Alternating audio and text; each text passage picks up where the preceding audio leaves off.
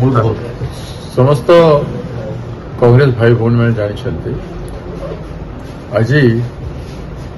भारत सरकार नरेंद्र मोदी सरकार बीजेपी सरकार आम नेत्री श्रीमती सोनिया गांधी एवं आम नेता श्रीयुक्त राहुल गांधी विरुद्ध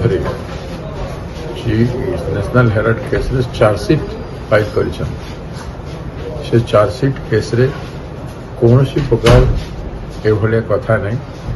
सेटा आमरी संस्था थिला तार परिचालना करवा नियम कानून अच्छी तार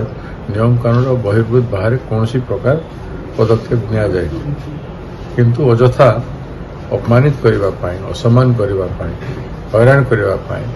एवं वर्तमान जो आंदोलन कार्यक्रम आरंभ होती समग्र भारत वर्ष में न्याय पथरे साबरमती आश्रम संकल्प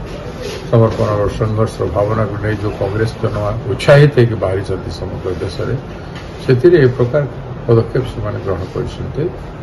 तेणु या प्रतिवाद करी आसंता काली भुवनेश्वर ईडी ऑफिस रे ओडिशा प्रदेश कांग्रेस कमिटी धारणा बसिब समस्त जिलार अध्यक्ष एवं ex MLA x MP ex minister समस्त नेतृस्थानीय व्यक्ति मान अनुरोध हजार हजार कर्मी पोस्ट ऑफिस सामने कि सेंट्रल गवर्नमेंट को आईटी ऑफिस सामने सेंट्रल बैंक सामने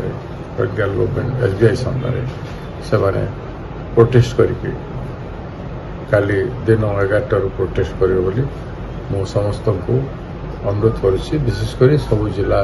कमिटी मानक सबु जिलार नेतृस्थानीय व्यक्ति मानक जिला हेडक्वार्टर में आपण मैंने पोस्ट ऑफिस सामने प्रोटेस्ट करेंगे कि IT office income tax office सामने प्रोटेस्ट करेंगे काल कार्यक्रम को सफल करने समस्त को धन्यवाद।